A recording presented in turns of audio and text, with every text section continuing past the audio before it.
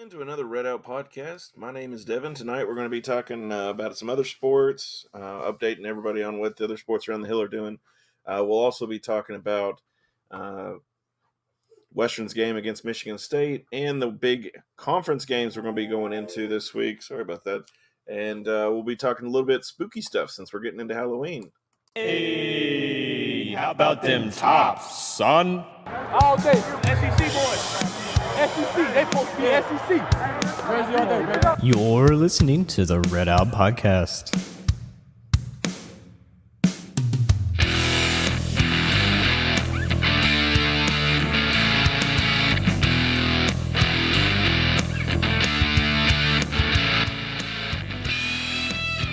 There you go, guys. Hope you all are enjoying your week. Been a little hectic for me. I've got Abby tonight. I had some fun stuff with my father, who's been in the hospital all week, probably next week too. Abby says hi. Hello. Hey, Jared. How's it going, buddy? No, that's good. See if we can get new Jake in. Let me see if we can get new Jake in. Like I said in the intro, we'll be talking Western sports. We're going to talk about some sports that's been going on around the hill. Volleyball's probably dominating as always. I mean, I think it's just one of those that I just need to start going, yeah, they won. Yeah, that's a good thing for sure. And she's talking a lot better, a lot more than probably our listeners are used to. So She'll be taking over your podcast in a couple of years. I can feel it. Hey, that's okay. That's when she gets older, I'll gladly hand over the reins. Hopefully she'll inherit all your sports knowledge. A useless sports knowledge, yeah. You got to tell her all your crazy stories of being... hey, she's got to go make her own. She's going to have to go make her own stories. Yeah, well, that will inspire her to get her own stories, for sure. Yeah, exactly. As long as she goes to Western, we're fine. Yeah. I do have to look up one score. I did not. I guess winners and losers real quick. So, Jared, who did you cheer for with Brady coming back? God, that was so dumb. I wish both of them could have lost or just ended a tie. It would have been more appropriate. But I don't even know. I mean, I love the city of Tampa Bay. It's a very nice vacation spot. Yeah, it's a good city. Bad. I like Tampa Bay as a city. It's just the fact that Tom Brady is there that I cannot support them anymore. So normally it would have been Tampa Bay had Tom Brady not been on the team. But with him being on the team, I don't care. I kind of found myself cheering for New England slightly. You know, I could never do such a thing. Well, it's that's like you cheering for like the Bears or something. Yeah, you're right. But like the reason I say that though is because like Brady has become like the LeBron of the NFL. Not as bad. But he just basically took a team to the Super Bowl and just Speaking of our Tom Brady analyst, we have Jacob on now. Yes. Yeah, rumor is that Jacob broke into Tom Brady's house and tried to steal his pimp juice. Maybe. He's not denying it, so. Can you say anything, Jacob? Wait, am I on? Yeah, you're on. First of all, that's only half true. It was his sperm I was trying to steal. I was trying to create the perfect baby. There you go. Understandable. So, Jacob, who were you cheering for? Tampa Bay versus the New England Patriots? Man, I was cheering for my Patriots, man. I'll tell you, I appreciate everything Tom Brady's done there, but I've been a Patriots fan since day one, and I'm sticking to it. Brady, you're the GOAT. You're great. I love you. But, man, I love the Pats. That's all I got to say about that. I got to say, it was really funny to me to listen to the fans, the New England fans, talking about Tom Brady. Like, it was like he was a ex, that's cheating on him and all this other stuff. And I'm like, that's hilarious. That's really funny. Oh, it would have been way worse if Gronk was there, too. Oh, yeah. Oh, yeah. Oh, definitely. It just feels like Gronk just adds a whole nother layer to things. Very true. But anyway, Jared, I'll let you go through your winners and losers real quick. Losers is basically every professional sports team I care about because not only are the Dolphins horrible right now, but also the Pacers are back and they're basically as injured as they were when the season ended. So that's about standard for them. We'll see how long it takes before. Well, I just want one game. It happened maybe 2 games out of the 81 regular season games last year where the Pacers were fully healthy. I just want one game where everyone is able to play. But if that will happen, probably not. But and also they renamed their stadium. It's no longer Bankers Life Fieldhouse. It's Gainbridge or something like that. And it's really weird, and I'm not used to it. Yeah, that is weird. Some of the names for the stadiums are like so random to me. Yeah. And it's just like, where did that come from?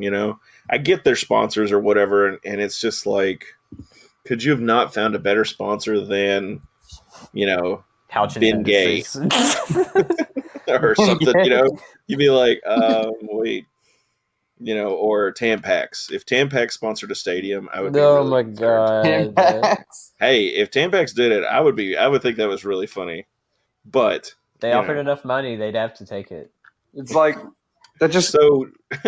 Hold on, Jared. Jared, would you be okay if Tampax approached Western and said, "We're going to sponsor your stadium"? If they gave us enough money to get out of Conference USA, I would. It'd be the LT Smith Tampax Stadium. Hey man, be like, at least we'd finally make Sports Center again. Oh my gosh, dude! Yeah. Jeez. Okay, Jake, do you have any winners and losers? I'll tell you the winner I got. Winner, the people of the video game industry, people who love video games. And I'll tell you why I say that. The past 3 weeks, the new Halo Infinite beta came up. It came live. First week, it was pretty exclusive. Only a few people got to play it. I got lucky enough to get an invite to that one. Second week, if you had Xbox, free for everybody. It was first weekend for PC. They got to play Halo Infinite. And I'll tell you what, that's going to be the next big game right there. The gaming, people who love gaming, people who want to game, you need to be looking forward to Halo Infinite. And I'll also tell you, I got to play a little bit of Battlefield, the Battlefield beta, the next Battlefield game coming out. I'll tell you, it's a bright age for gaming with these next gen consoles, and the PCs are always getting better. It's a bright spot. These games are looking good, man. So I say the winner is anybody who games. Man, if you game, you're gonna love these games coming up because these games are the next big thing. 100%. Battlefield and Halo, calling it right now. As an adult, it is hard for me to find a time to game with a child. Mm-hmm. So honestly, I've been stuck with a Switch, and that's fine. I like the Switch. Switch is great. I've been playing. I'm playing Switch lately too. I play a little. Everybody loves Super Smash Bros. Oh yeah. Announce that new character. Every time they announce a new character, I go ahead and just drop it like $3 it costs to get them, and go ahead and just play them just to see what it's like. So yeah. Oh yeah, and I mean, of course, it's just some of the most random things you pick up. But yeah, the Switch is definitely mine because it's just the portability and the ability to pick it up, set it down. Oh, you want Daddy to do this? Okay, I'll go do that. Hey, you need me to do this? Yada yada yada. There's an ungodly amount of money that I would pay to go back in time and play Halo 3 for the first time. Like overnight with the Halo 3 Mountain Dew and everything, bag of Doritos. Yep, just live that all over again. Oh my gosh, yes. Codes. They had the little multiplayer codes for extra XP. Yes. Yep. See, that reminds me of when cousin Jake and I used to play Grand Theft Auto back in the day. And we had the notebooks written with all the codes in them for all the different things. And hey, you can get a tank if you do this one. And it's left, right, up, down, and you're just like, oh my gosh, those were the days. Getting your sugar rush on and eating God knows what kind of junk and staying up all night playing video games. Amen. Oh my gosh.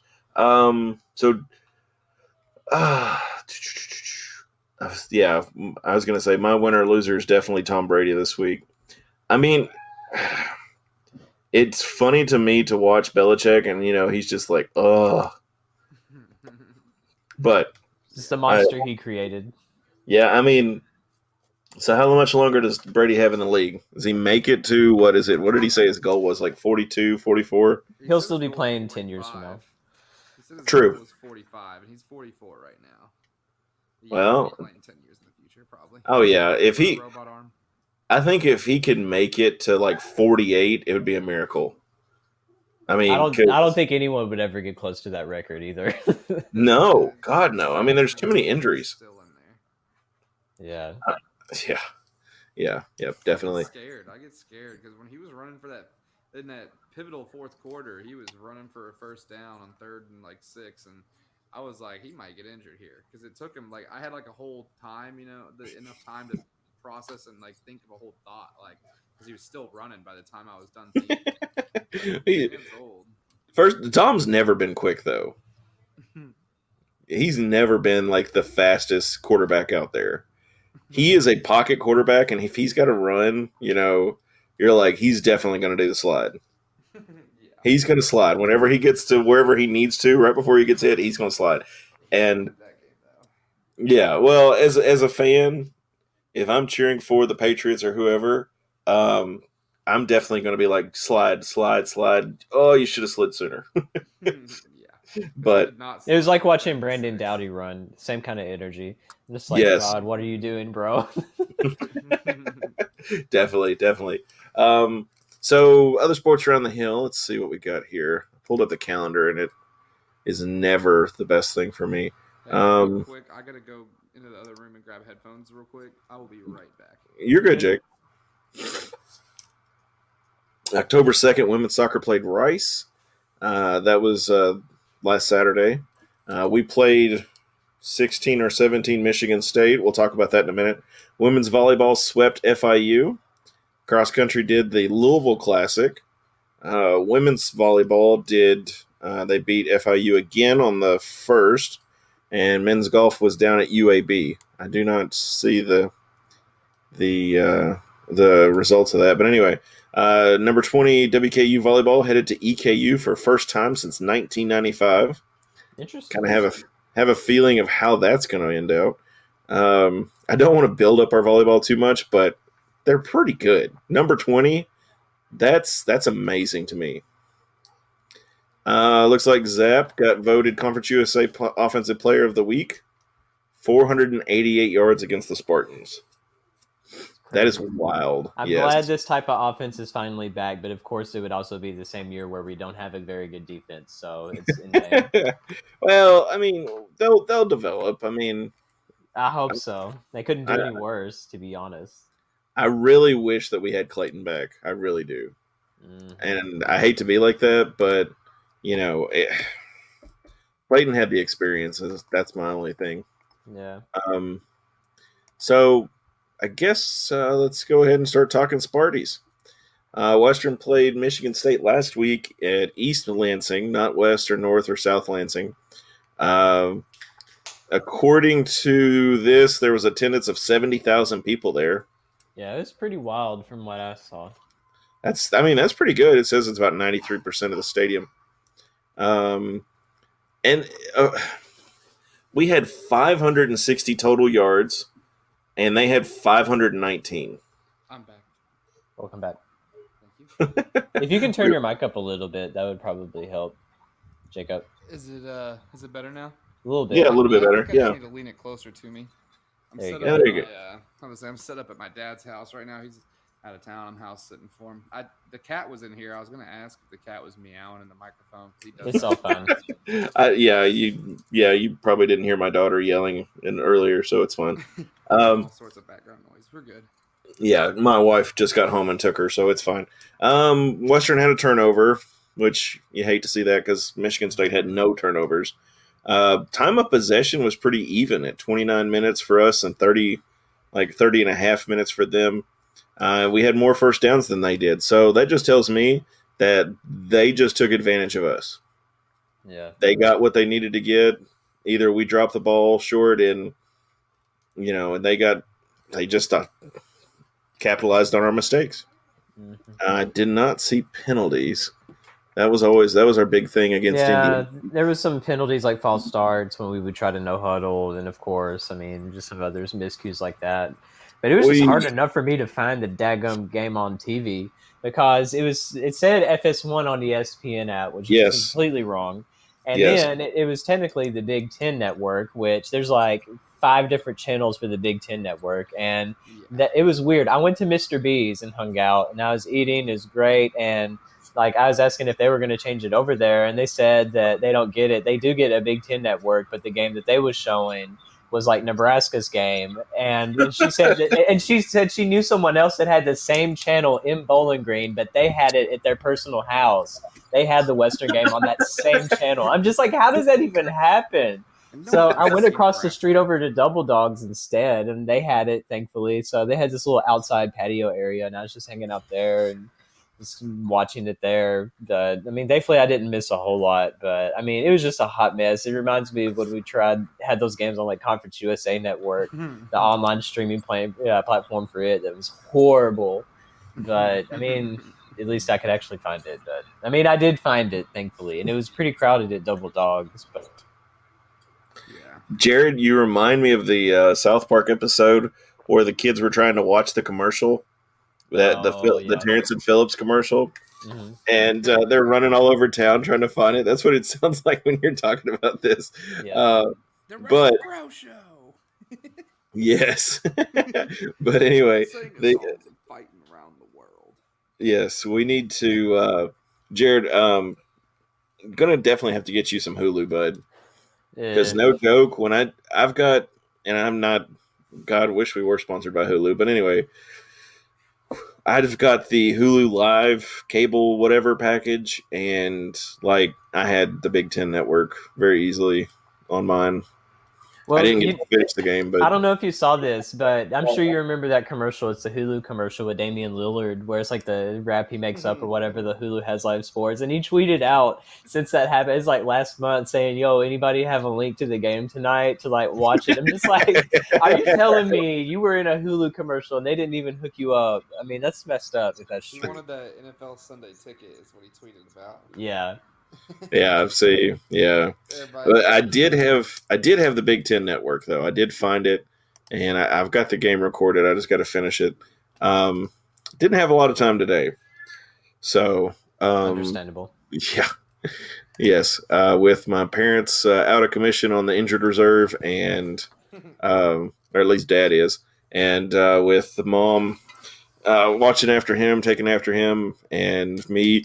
Literally, we had to go to the grocery today with the kid, and it's probably the first time I've flown solo with her, and it was wild. I will say it was a lot of snacks. We give her veggie straws as we go through the stores to keep her calm and not bored. And she's like, but it was. I digress. Anyway, Western had 560 total yards against the Sparties. We actually had 2 of 4.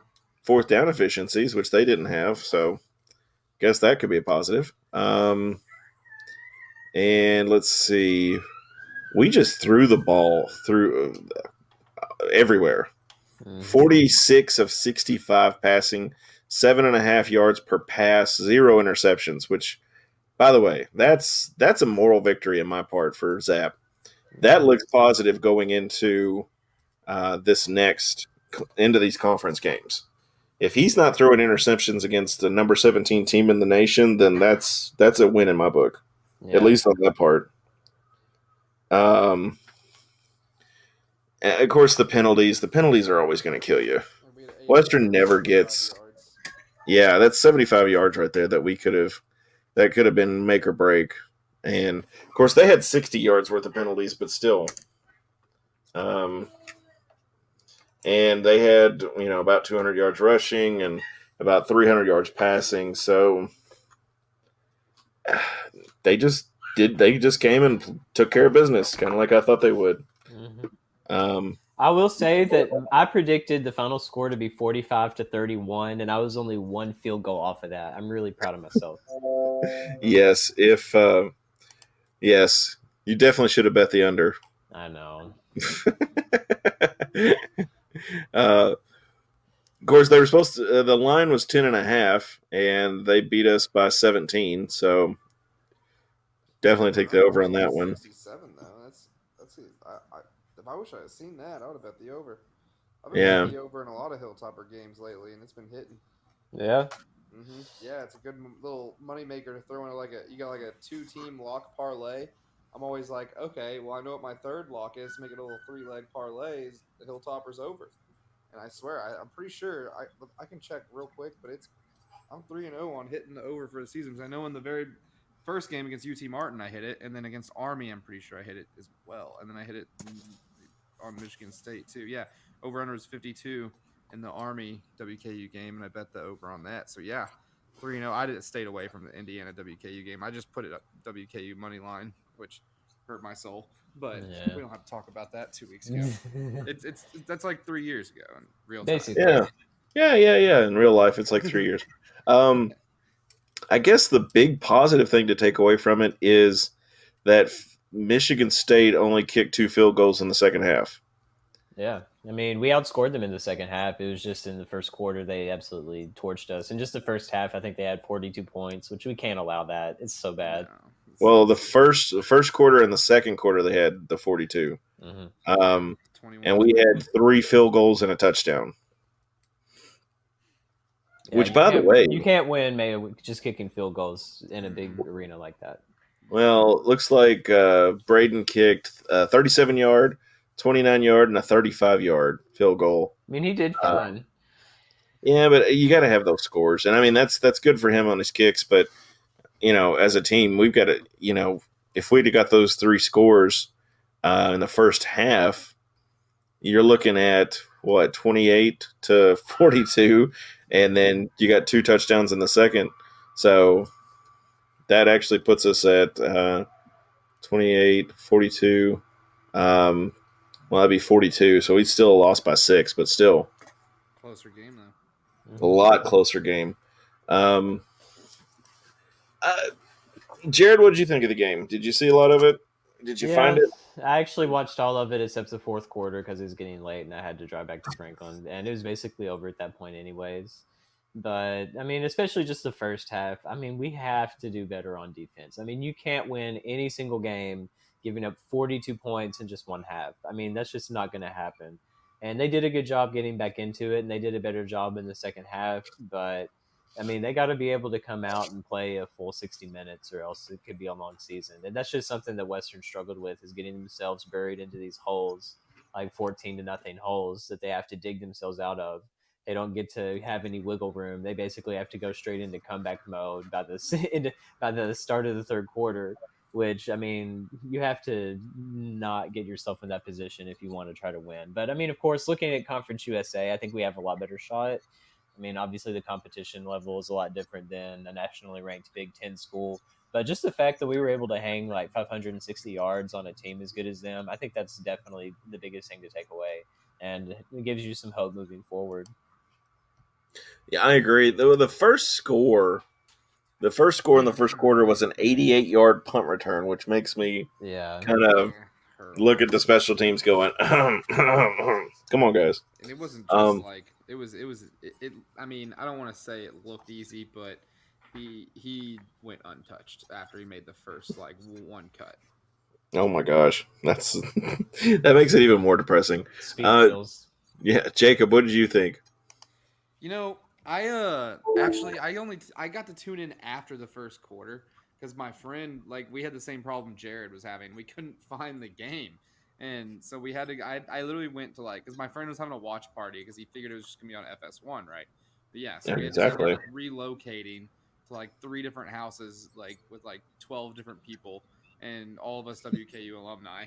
And so we're just over at our friend's house who's a U of L fan, and we're all just rowdy as heck while he's sad from earlier in the day because Wake Forest barely beat U of L. And we're just I turn on the game, it's 21-3, and I'm just what even happened? And of course it cuts to the very end. The good drive ends in a little touchdown. But I thought that if our defense had played like they did in the second half, the whole game, that was a winnable football game. But I saw the highlights of the first quarter, and I was just man, we cannot continue to come out of games. And I don't know what we're going to do when we get into this conference schedule and next week, we cannot continue to open up our games lackadaisical. Because I feel like the Hilltoppers so far this season, we've opened our games, opened them up, and just haven't really been all there. Like we get down, we always give up the touchdown like the first drive. We always give up points on the first drive. I just feel like because even against UT Martin, if I'm not mistaken, I'm looking here. Let me look on ESPN real quick since I have it up. Even against them, like they scored the first touchdown of the game. And yeah, I'm right. We just look like when we went down 14-0 to Army, and then against Indiana, let's see what we did against Indiana. Yeah, we were down 14-0 to Indiana. We were down 14-0 to Michigan State, right? Yeah, 14-0 to Michigan State. That's 3 games in a row where we've came out and went down 14-0 and then came back and made it a game in the end. We can't continue to do this. We have to come out, and the defense has to be a 4-quarter defense instead of a 3rd and 4th quarter defense. And I appreciate that they played better in the second half. But at the same time, it's like, guys, like if we want to be a team that wins a bowl game this year, we're going to have to put together a 4-quarter performance at some point. Like, and not even at some point, multiple times throughout this Conference USA stretch. That's what I felt. I just preach. I just saw it's the same old song. Like, we're always giving up points before we put up points. We need to stop them. If we need to put up the points, we need to be comfortable in the lead. Like, Definitely. And I mean, we've got a big threat coming at us this week with UTSA. They're 5-0 right now. Oh, yeah. So, and they've, their wins are not, these aren't Division II teams or, anybody to kind of thumb your nose at that, hey, they won. Memphis. Yeah, they beat Illinois, which Illinois is not great. Don't get me wrong. They're not great. They are division. They're Power 5. They're more like an Arkansas. That's kind of how I think of Illinois. They're not always good, but they'll have good years. Mm-hmm. They've beat LAM, which is Lamar Cardinals. I think that's Division II. MTSU, they beat them, which that's not really surprising. They beat Memphis by 3, and they beat UNLV. Just trying to scan through and see if some of these other teams, how they're doing. UNLV is not doing the hottest, though. They're 0-5 right now. They're basketball. Yeah. Well, they probably still haven't recovered since they got Oh, yeah, I forgot about that. smacked real hard with the death penalty from MTSU played Charlotte close and then beat Marshall. Yeah, that's crazy. It's not like they're doing terrible. I mean, I think Marshall had like 6 turnovers that game. Good. Let's hope they do it against the Hilltoppers. I hope so. Exactly. Yeah, Middle's actually they're 2-3 right now. Who have they played? Trying to see. Middle is a rivalry that I just wish would do better. Oh, they played Monmouth, the Monmouth Hawks. The Mothman. Nice. Yes, the Monmouth Mothman. By the way, I would totally buy that hoodie. The Monmouth Same. Mothman. We need to start our own little Etsy shop and just make up fake names for schools. Sign me up. Yes. We'll be the next home field apparel. Yes. Of course, they played. Looks like MTSU's played Virginia Tech, UTSA, Charlotte, and Marshall. They beat Marshall 34-28.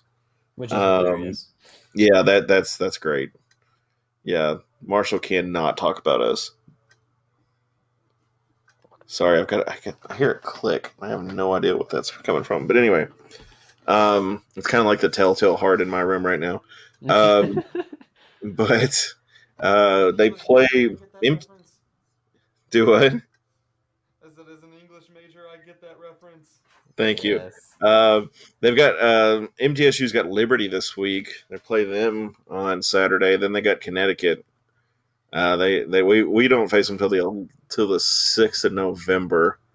But the Roadrunners could be a decent team. They are actually Western is actually favored in the matchup according to the ESPN's FPI, which is pretty interesting to me. I didn't think we'd be favored. It's because they're paying attention to how good our offense is. So the story I've always heard, if you look at the money line, we are at a 3.5, and usually they give you 3 points for home field advantage. Mm-hmm. I was about to bring that up. I was gonna say I trust Vegas over everything without home field advantage. We're 0.5 favorites, so I'd say Vegas. They got us money line minus 170. Vegas thinks we're gonna win. Yeah, I mean, Western definitely could win. There's not. I think we've had harder games than the Roadrunners have. Oh, for sure. For sure. I mean, the Illinois game, yeah, that's kind of like our Indiana game, and we should have won that. Yeah. Army is definitely a team to beat this year. They're tough. Yeah. Anybody who doesn't think that is crazy. The only thing that really troubles me is looking at our team stats on ESPN here. Of course, Western's got 39 points per game, 35 allowed. Total yards 520, yards allowed 459. Like at that point, like it's like, hey, just take the defense off the field. We got 400. Play defense at this point. Yeah. Yeah, it's just like, come on, guys, 459 yards allowed. But Michigan State's pushed that number, Indiana pushed that number, Army pushed that number. But yeah, that's so depressing to me. I just anyway, looks like UTSA's quarterback Harris has thrown for about 1,100 yards, 6 TDs, 2 interceptions. McCormick, I'm assuming it's McCormick. Let me see. Running back Sincere McCormick. He is a junior running back for the UTSA Roadrunners. 132 carries, 541 yards, 6 TDs. We got Whittington. He's our guy for 21 carries, 111 yards. All right, who's this Franklin kid? Zachary Franklin. I'm sure I butchered that. Probably. 29 receptions. Yeah, it's par for the course. 397 yards, 4 TDs. As long as Zap's back there, I'm confident. I'm okay with it. Jared, what are you thinking of our chances this week? So, of course, I did a Q&A with another team. That's UTSA Rivals People, birdsup.com. Javi, and they have a guy named Jared as well. They've been some of the first OG people we ever reached out to with the towel rag back in 2016. So they're some of like the original people I got to know when I first started a Twitter account. And they're super awesome people. And I got to learn a lot from them. I didn't really know super much about like UTSA, like where they stand, kind of like how if they were really supposed to be this good. I mean, they definitely are really good. I wouldn't consider them a paper tiger, but at the same time, I think that our team is going to be so hungry to get a win and to show who they are in conference play that I think that they're going to be ready for this game. They're looking forward to it. I don't know what the ticket count is for Saturday. I hope it's really well. It'd be good to have another big game like the Indiana game and have that fan support because I know they're going to need it because this is going to be a close game, I feel like. I don't think that they could blow us out. I don't think we'll blow them out either. I think it's going to be pretty neck and neck. And, I mean, the defense is going to be critical. If they can get a takeaway or if they can make a few big stops and get them off the field and put our offense back on the field, I think that's what could ultimately be the deciding factor for this game. But I think it's going to be really close. It's not going to be like that horrible. I think it was either them or UTEP we played at the end of the Sanford era, and there was like 8,000 people at the home game, and that was basically what got him fired. I think it was UTEP. I don't even think it was 8,000. I thought it was like 800. I mean, it basically for the senior night, it was rough. 800. Let's see. I think it was UTEP, but I don't know. They're basically the same as UTSA. No offense to any runner people listening to this. It's just through the fact they're both UT schools and they're orange and navy. I can't differentiate them. I'm sorry. Yeah, but UTSA's their Roadrunners, bro. Yeah, honestly, like in my mind, I was like, oh, the Miners. But anyway, speaking of, I forgot to mention. Kentucky beats Florida. I forgot all about that. I was watching that happen too at Double Dogs. That was pretty crazy. Somebody was telling me they had a like what was it, a $250,000 fine for the people running on the field? Wow. Yeah, the basketball team will pay for that. It's fine. Yeah, they usually do. So the game in 2018 against UTEP Miners, there were 6,221 people there. Jeez. Nice. Yeah, that's 2018, so that's pre-COVID numbers. So, Texas high schools probably see more than that. Oh, they definitely do. gosh, yes. That's how you knew that it was time to move on. When you don't have Yeah. more than 7,000 fans on senior night, that is so sad. The bad thing is like when we played Ball State that year, we beat Ball State. Like, how did they do that year? Is what I want to know. Yeah. Because that was one of those you're just like, we got to do pretty good. We beat Ball State, Maine was just a hiccup, Don't even worry about that. And then it was just, man. ugh. I'm just going to be old school and blame the Maine on Spain. Just do that. The Maine on Spain. Some old school history for you. There you go. Yeah, I mean, it's definitely going to help the guys out if we get actual attendance and people staying past the third quarter and helping these dudes out, because the noise is, the 12th man's real. Mm-hmm. When the crowd's into things and going crazy, then the players get into it and the sirens go and everything's up, And the fireworks that always scare me every touchdown we get. Oh my gosh. Let's see. Yeah, I mean, 3.5 is a good score, I think, as far as everything's concerned. And I think Western's got a very good chance to beat the Roadrunners. This could be their. It would technically be an upset since they're 5-0, but I think Western can definitely push it on and take and beat them. Let's see. I'm trying to see who we got next after the Roadrunners. We got ODU. Let's see. How have they been this year? Not very good. ODU's 1-4, and we have the FPI's got us at an 80% chance to beat them. That's nice. Yeah. I just want to get back in the win column and go from there. Amen. Yeah, that's kind of why I looked ahead to ODU, because I was like, wonder who they've played. They played Wake. They played Hampton probably. Pirates. Hampton. They played Liberty, Buffalo, and UTEP. And Liberty's really good, by the way. Yeah, Liberty. They beat UAB. Malik Willis, right? That's their quarterback. Yeah. They've got they play Marshall this week at 2:00. So, Liberty? it would tickle me to no end if Marshall just had like the worst year. I would love that. I know, right? Wait, actually, Marshall. Which one of them plays? Old Dominion plays Marshall this week. Oh, okay. But Marshall's kind of got the same problem we have. They've got a 91% chance to beat ODU this week. Marshall is averaging 540 yards total, and they are allowing 400 yards.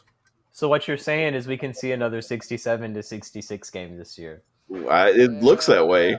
They beat Navy 49-7. Good gosh, Jacob, if the over, if it's for like 120 for that game, you still got to take the over. Oh, of course. No defense is going to play.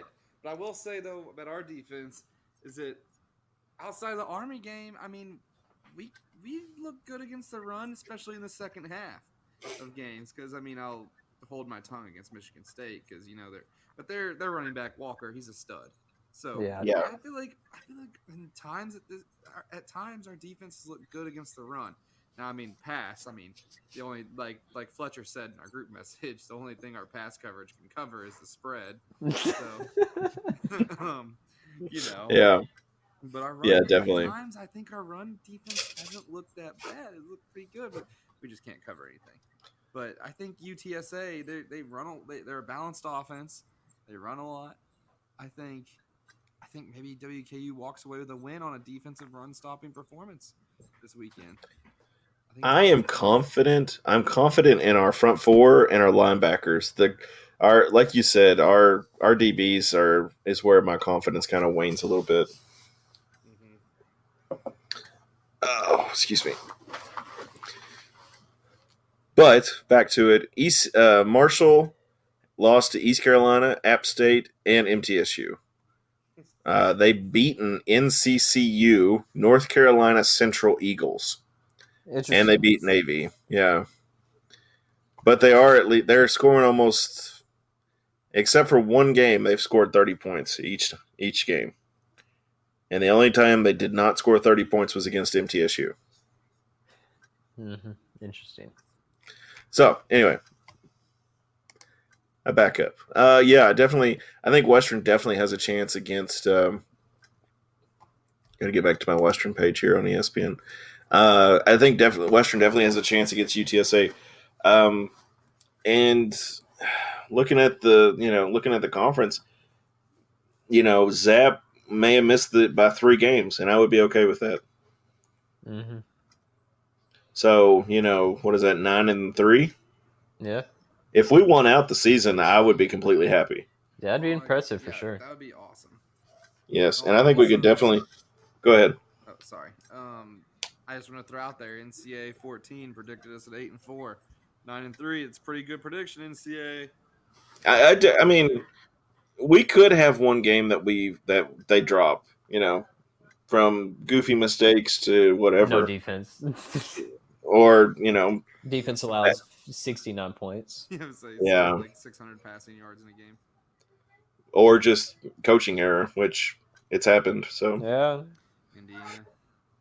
And I mean, I'm not throwing it out there like I did during Sanford's era, but they're human too. They put their pants on one leg at a time. Some of them.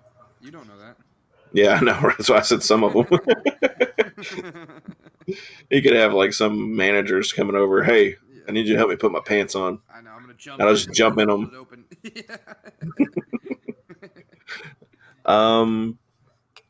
So I guess what we'll talk about last tonight, real quick, is spooky stuff. Since it's Halloween, Jared, you want to lead us off? Oh man, where do I even start with just generic spooky stuff? It depends. We need to not broaden it. We need to condense which kind of spooky stuff, because I've kept up with so much random stuff that happens. I watch a bunch of weird stuff. Oh, this is appropriate news. So there has been a bunch of these rogue investigators that basically have said that they can identify who the Zodiac killer was. Like, actually. Yeah. I don't know if any of y'all saw this, but they said that his name was like Gary Posty, something like that. It's like Poste. Posty, yeah. Yeah. And they were talking about how he had a scar like the Zodiac killer did, and he died in 2018, so he's not alive anymore. But just looking at a lot of the things in his life, it lines up. And I think they even used his name to crack some of the ciphers that people hadn't been able to figure out yet either, and it worked perfectly. So that may actually be like the confirmation that he may have been the Zodiac killer, which is insane that it took this long to figure it out. But it's been one of those ongoing murder mysteries that's been talked about, I mean, since it happened forever ago. I mean, my thing though with the Zodiac killer was always that it was just so random, like his attacks. Yeah. And it was almost like strangers on a train. Yeah. That's kind of like the perfect way to get away with a crime is strangers on a train. Nobody knows who you are. Nobody knows who the victim was. Blah blah blah blah blah. But yeah, it was just always so random. It was just, I don't know.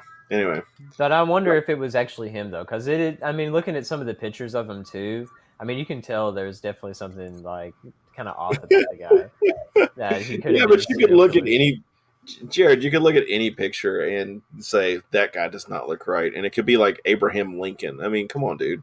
I don't know. I mean, and it showed the comparison of the police sketches and him, and it was pretty close. I bet I could send you random pictures of older people in history, and you'd be like, that guy looks weird. Well, I mean, there's a difference between looking weird and looking like a serial killer. They got that look in their eyes. I guess I have seen some. I'm just saying, look it up. It's very fascinating. I will look it up. I will have to. I tagged one of my favorite YouTubers. And I was like, bro, you gotta make a video on this now, because he talks about like all these crazy murder mysteries and crazy things. Yeah, Nick Crawley, 10 out of 10 would recommend.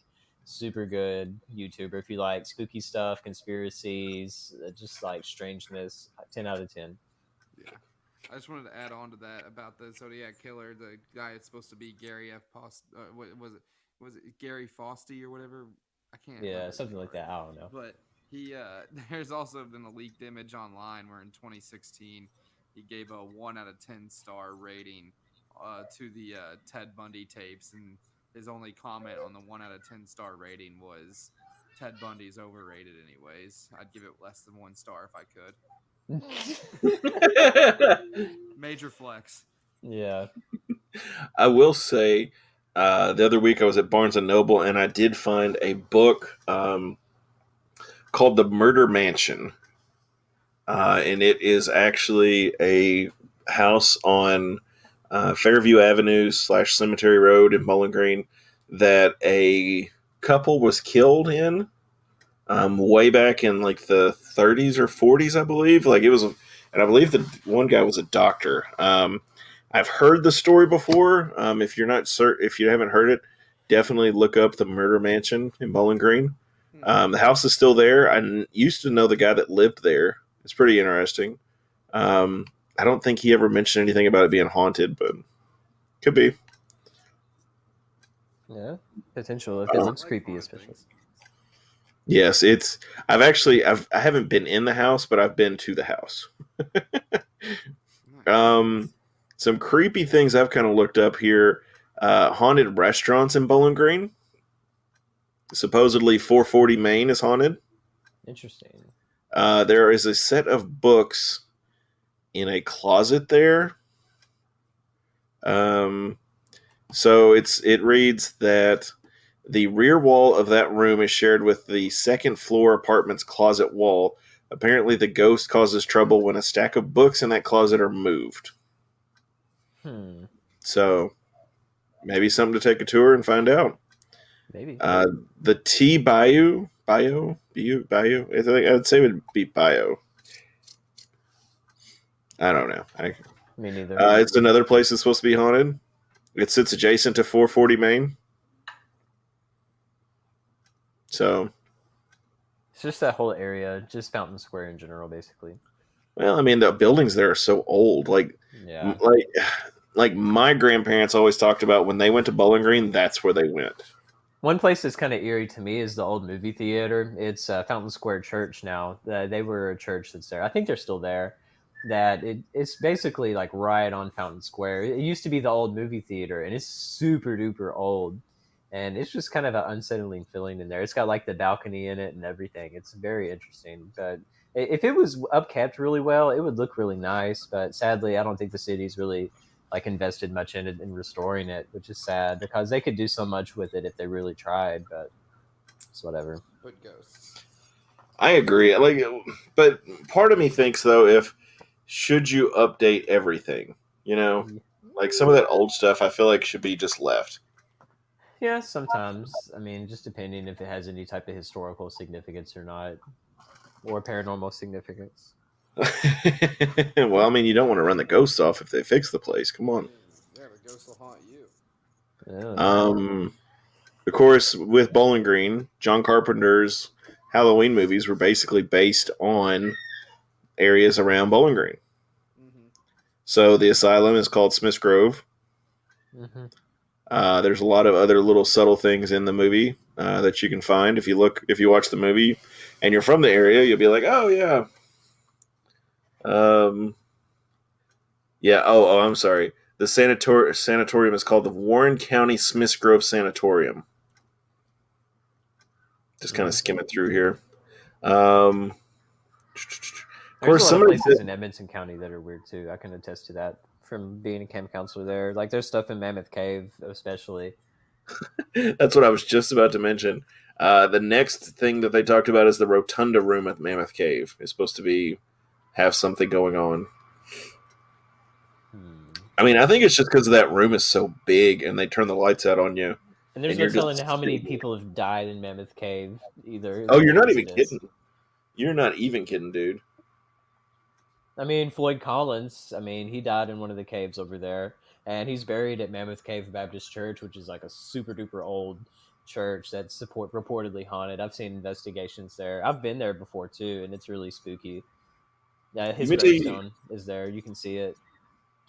The creepiest thing I can think of, and this is what always freaks me out, is when you see those YouTube videos of dudes climbing in caves. And I mean the caves that are like the size of like the opening of a 5-gallon bucket. Oh, no. Like the size of a basketball, and they're like hold on, I have to take a deep breath to go down in here. And I'm like, you're flipping nuts, man. I've done You are- stuff that's almost that stupid. So I don't No. know if I've told you this story. I mean, this isn't like a haunting thing, but it was spooky. There's basically, I'm not going to say where in Bowling Green, but there's this cave that's technically not like a upkept cave. It's not. It might be distantly part of Lost River, or it used to be, but it's not like part of it. There's nothing about it that's safe whatsoever. There's one way in, one way out that we know of, and you can go down, basically slide down this giant dirt incline, and then it's like a river. It's sort of like Lost River Cave as far as like it's an underground river system, but it's a lot of space in there too through most of it, and it just went for, it felt like miles. Like me and my friend at the time, like we were walking through it, and a few of I think his brother and his girlfriend too. Like all of us were just exploring it. The first time we did it, we were like 3 hours in and 3 hours out. But then a few months later, he said that he found a shortcut. So we did that again and got to the very end of it. And there's a couple spots that I thought I was going to die just for the fact that, one, if you lost your flashlight, you're done. There's definitely. there's no way you would see anything. And I don't even think I took my cell phone with me because, I mean, I had a waterproof case, but I just didn't want to risk losing it. And another thing, so we didn't pay attention to the weather at all the second time we went down there. And there's this really pretty bend. It's like almost a 360. Like that's how sharp of a turn it is naturally. And then there's like these cascades, this like beautiful stone formation of cascades. And I was like, oh, it's pretty. And it was just like barely sprinkling over when we went there the first time. And then on the way back, we just hear this really loud like sound of like gushing water. And we're like, where's that coming from? And we eventually made it to that spot again, and there was water absolutely freaking pouring everywhere out of that. It looked like a giant waterfall. There's water gushing everywhere, and we're just like, oh my God. Thankfully, it wasn't enough to like knock us down or anything because we were going upstream on the way out. So that made it really difficult. But once that happened, man, we were hightailing it out of there because, I mean, it's all water anyways. And if there's a ton of water gushing in there, the water level will start to rise. And it was already up to like the middle of my chest anyways. So I don't have that much room to give. So, yeah, but we got out. I mean, I had it all on GoPro footage too. So I got to record it. I had a little head mount on. And we got out, and yeah, it was a huge storm that went across, and all that water was gushing in there. But man, I thought I was going to die there for a minute. Yeah, nope. You just perfectly explained why I will never go spelunking. Yeah, I agree. Always do your research. I mean, you have to do so many preliminary things before you even go very far, just like documenting certain things and the weather and like marking where water is and stuff. And then we went in November, and the water down there is like 40 something degrees anyways. But you get adjusted to it after a while. But I mean, going out into the cold after that sucks. Oh yeah, just keep me away from caves, tight spaces like that where I can get trapped. I mean, you may be small. I'm kind of fat. I'm not trying to go through anything like that, man. No way. Like, understandable. Scares it was me. a smart thing to do. The ocean and caves. Those are like the only two things on the earth that really like extremely scare me. How about a cave under the ocean or in the ocean? Yeah, that's like what I see in my worst nightmares. No, that's scary though. Like people that go scuba diving into caves and stuff. If you have one thing that happens wrong with your oxygen, you're immediately done. There's nothing you can do. Talking about this always makes me think of that mission not too long ago to get those kids out of that cave with the scuba divers. And I'm always thinking about that. I'm like, dude, those people are just a different breed. Mm-hmm. I couldn't ever do yeah, that's no. Nope. Count me out of that one. Caves don't bother me. Like, you know, the normal cave tour at Mammoth Cave, yeah, sure, whatever. That's boring. Yeah, but I'm not going. That's like the most normie, boring, safe thing that you can do, Devin. Give me the normal. Dude, I am not going in 40-degree water in a cave up to my chest. Well, not even that. I mean, Lost River is a cool experience. I've been to Lost River. Lost River's fun. But, like, it's just, you know, it's one of those where you're just like, well, we got to the end, and then it was, you know, the storm water was flooding in and blah, blah, and you're like, no, I thought I was No. gonna die. I was praying the whole time I was down there. God, please don't let me drown in this place. Yeah, it's like no, that's And the okay. thing was, I mean, us being a bunch of like the kind of people we are, we brought a bunch of pizza in plastic bags and we ate it all as soon as we got to the end of the thing. And we thought we were gonna say like emergency pizza, basically, just to save it in case we really needed it. But we ate it after we had hiked all the way to the end of the cave. So if something would have happened and we got stuck in there and there was no way to get back to the entrance, we wouldn't have even had any food either. So yeah. There's stories that start out like that, and then like there was a cave in, and then like you had to eat your friend. Yeah, I've heard those stories. So count me out. I will sit I at will home. say that was probably the most scared I've ever been in my life, though. I will say that. Like, actually scared. Can't think of Even being in a car accident. I mean, it happened so fast that I didn't even have time to react to it. But I mean, I had time to react to that. Well, yeah, I mean that's a little different story. Yeah, Because then you just, horrifying. yeah, I mean, how many Chilean miner stories do you need to hear before you quit going in caves? Yep. Yeah, I mean, yeah, count me out. So Jake, you got any stories for us that are creepy? Spooky stories. I do have one spooky story, not the one I was talking to you about earlier. That was more me just joking around. But that's more of a spooky story for the WKU basketball team. But we'll keep that away. Yes. Your Monte Bearden story will one day be told. Not today. But yeah, no. So we're pretty sure this house that I'm sitting in right now, I mentioned I was house sitting for my dad. We're pretty sure it's haunted, by the way. Okay. And us talking about the spooky stories made me remember, like, oh yeah, we think this house is haunted because it's been so long since something's happened that I kind of forgot. I'm like looking around the room right now because I'm like halfway scared that now that I'm saying like, oh, I forgot it's haunted. I'm pretty sure something crazy's about to They're going to happen. remind you now why it's haunted. Yeah, I was going to say, the ghosts are probably like, oh, you forgot, huh? Oh yeah, you forgot. Well, it's all started when, it was the night when I remember it so clearly because I'm a big gamer and I had the Switch. It was the night when that Pokemon Sword came out, Sword and Shield came out, and my dad lives like right next door to a Walmart, and I was there for the midnight release. I got the game, got it on my Switch, and I stayed up like all night. I will say I was drinking, and I stayed up all night and was like playing it and all this stuff, and I was like, all right, this is awesome. And and when I was finally time to go to bed, I don't know, I was hearing some weird noises, some weird things were going on. Literally, I was like hearing someone. It sounded like someone, because my dad, like his living room, I sleep on his couch. It's like the most comfortable bed in his house, and I go and I'm like going to the kitchen, and it sounds like someone's trying to like get out of his podcast room. He keeps his podcast room door closed. It's right next to the kitchen. It sounds like someone's trying to get out of it. And so I'm like, I'm like, what in the world? And so I go up and I'm about to like open the door, but right before I reach out, and right before I like touch the door handle, like all of my hairs just stand on end on my arm, on my neck, everything. And I was terrified. I didn't know what I was terrified of, but I was terrified of touching that door handle. And I swear when I drew my hand back and was like took 2 steps back, the door started like violently shaking. Like he had like a do not disturb sign that was like a joke. It was like podcast recording, do not disturb, like on the door handle. And it was like shaking so bad, like the sign like fell off the door handle. I was freaking out because my dad wasn't home at this time. He was at like a motorcycle rally with his buds. And so I straight up I just got all my stuff and I got in my car and I drove home. I was so scared. I was dang near piss my pants scared.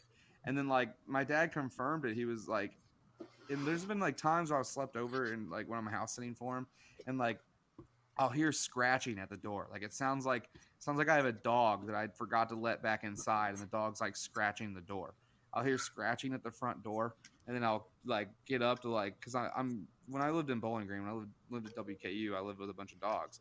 I'm used to like, and I'll open the front door to get the dog inside and there won't be anything there.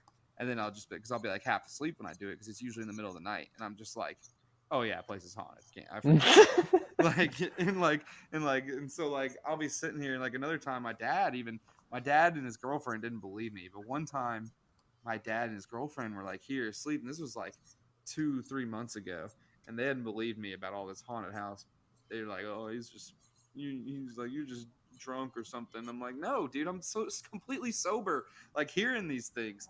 And like one day, like he said, like it was like he said his girlfriend woke him up at like 5 a.m. and was like, "Barry, get the gun, get the gun. There's someone here for sure." And his girlfriend and him sat there and were like listening through the door, and they said they could hear like footsteps coming up and down the stairs. Like, so my dad got his gun and threw his door open and ran to the stairs ready to cap somebody. And he said there's nobody there, no one in the house, the doors were locked, everything was completely fine. And he said ever since that moment, he agrees with me 100%. His house is haunted because he said he's never been more sure that there was someone in his house, like in that moment in his life, than that moment right there. And I'm like, dude, your house is haunted, bro. Like, that's just it, Dad. I'm sorry, but it's haunted. He's like, he's been meaning to dig up like the records to see if anybody's like died in it or anything like crazy has happened in it, but he just hasn't gotten around to it yet.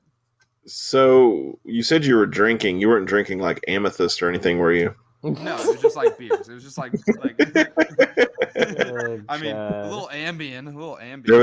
There was this like green fairy dude like walking around, and I was like, oh my god, no. That's who pulled pretty me cool. out of there, actually. Yeah. That's pretty cool. That's a pretty cool Incredible. story. Yeah, dude. I swear If you- it's haunted. So anyway, Western's going to be playing. They play at 7:30, I think. I have to double check. They play at 7:30 at home against UTSA. If you can't make it to the game, definitely try to watch the game. I think it's on CBS Sports Network. If you're not able to watch it, maybe you can check it later the next day and watch it on Hilltopper Vault. He's doing pretty good about getting all those games up. So check that out. I don't have anything else tonight, guys, but I hope you all have a nice week. And as always, guys, go Tops. Go Go Tops. Tops.